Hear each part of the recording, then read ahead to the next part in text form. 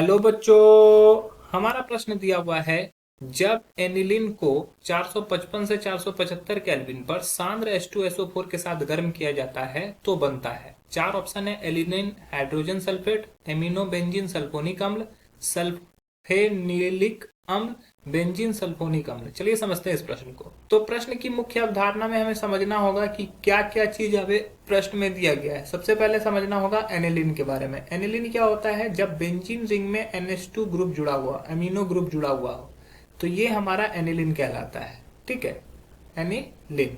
ठीक है। दूसरा है कि सांद्र H2SO4। H2SO4 जो होता है ये एक तरह का एसिड होता है। जब इसको सांद्र अवस्था में गर्म किया जाता है एनिलीन के साथ, तो कुछ इस प्रकार से रिएक्शन होता है।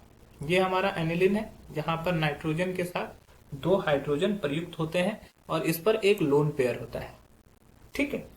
और यहाँ पर जब कॉन्क H2SO4 के साथ इसके साथ रिएक्शन कराया जाता है, सांद्र H2SO4 के साथ जब अभिक्रिया कराया जाता है, तो ये क्या होता है? H2SO4 H plus HSO4 minus में टूटता है। तो क्या होता है कि ये H प्लस जो है ये लोन पेयर के द्वारा अट्रैक्ट होता है और ये बन जाता है NH3 प्लस, और साथ ही साथ बनता है यहां पर HSO4 माइनस। ठीक है। उसके बाद यहां से क्या होता है कि जल के एक कण निकलते हैं। यहां से जब इसको गर्म किया जाता है 455 से 475 केल्विन पर, तो यहां से जल के कण निकलते हैं, जिसके फलस्वरूप ये क्या होता है कि यहां से H2 और यहां से O निकलकर ये कुछ इस प्रकार से बन जाता है। यहां से जब जल के कण निकलते हैं तो ये इस तरफ में ये NH2 हो जाता है वापस से, और उस तरफ में हमारे साथ, माफ कीजिएगा, जब NH यहां पर जल के कण निकलते हैं, ये बन जाता है NHSO3H। ठीक है, इस तरह से निकलता है।